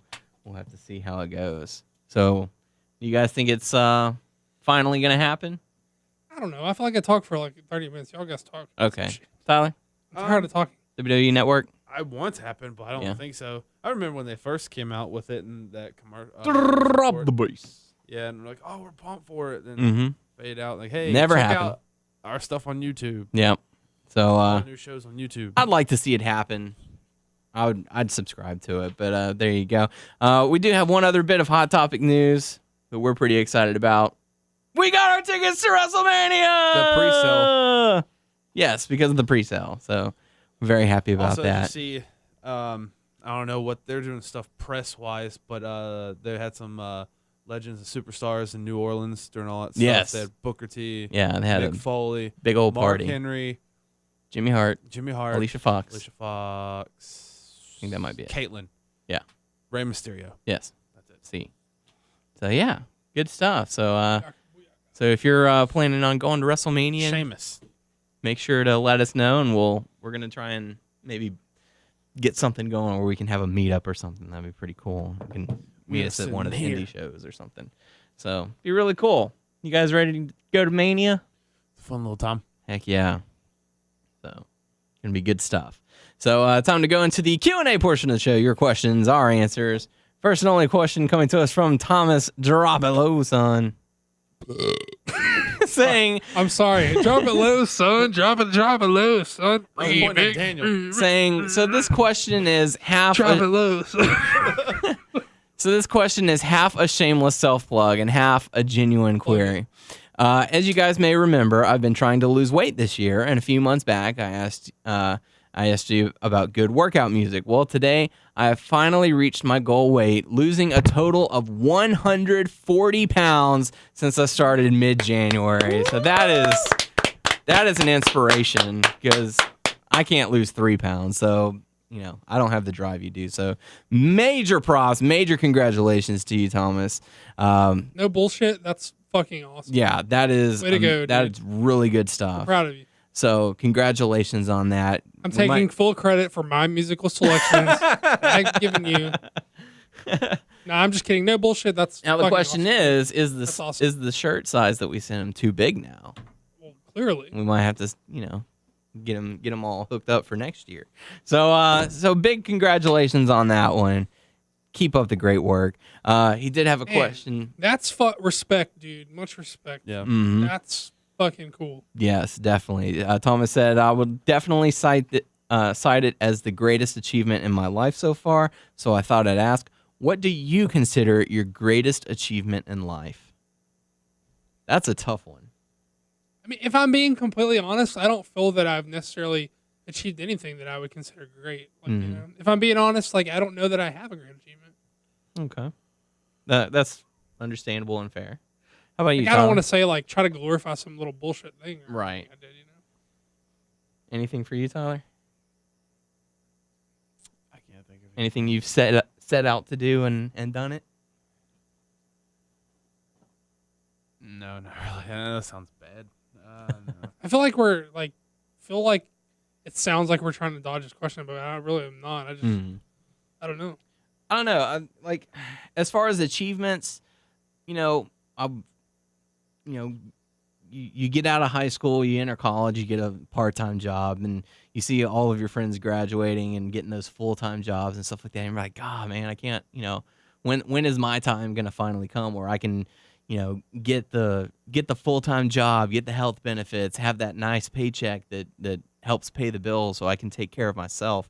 And, you know, I would say that moment whenever I was called to finally be given the full-time or offered the full-time position here at the radio station, I would say that's been the biggest achievement for me because, you know, I've been here for I've been here for 4.5 years now. And, you know, there were plenty of times when I was told, you know, look, you need to give this up and find a real job. You need to, you know, it's taken too long and all that. So for me to stick through it, believe in myself that, you know, hard work pays off and eventually my time will come. And it actually did. You know, I called my mom, said, you know, you don't have to worry about me anymore. I'm going to be able to afford my own insurance. I'm going to be able to afford all my own stuff now.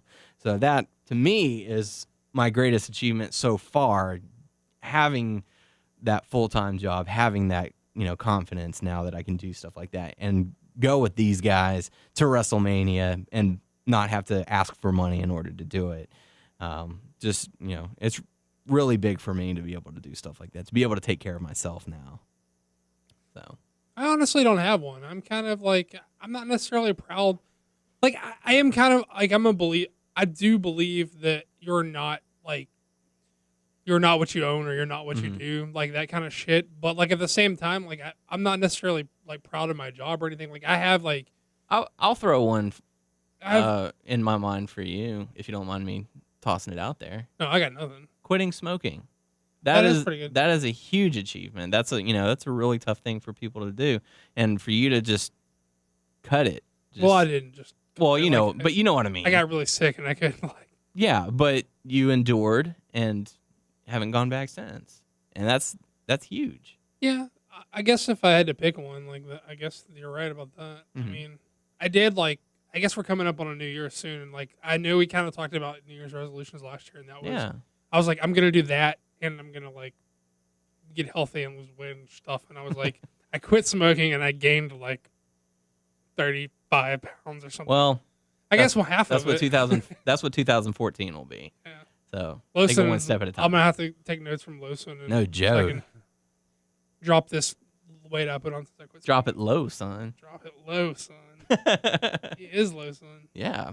So really good stuff. So anything else? No. Nah. All right. So thank you very much for the question. To submit your questions, head on over to our Facebook page, WNS Podcast, or YouTube page, WNS Video. Once again, we do appreciate all the feedback. So, you know, let us know what you thought of the return of Total Divas and the 4-part questions and all that. Don't forget to check us out on WrestlingNewsSource.com and WrestlingNewsSource.com on Facebook. Subscribe to us on iTunes by searching Wrestling News Source Podcast. We are also on Twitter at WNS Podcast, and for the main site, WN Source. Also on Stitcher, so go over there as well. There you go. So for the podcast crew, I am Dane O'Haron. I'm Tyler Aber. He is Tyler Aber.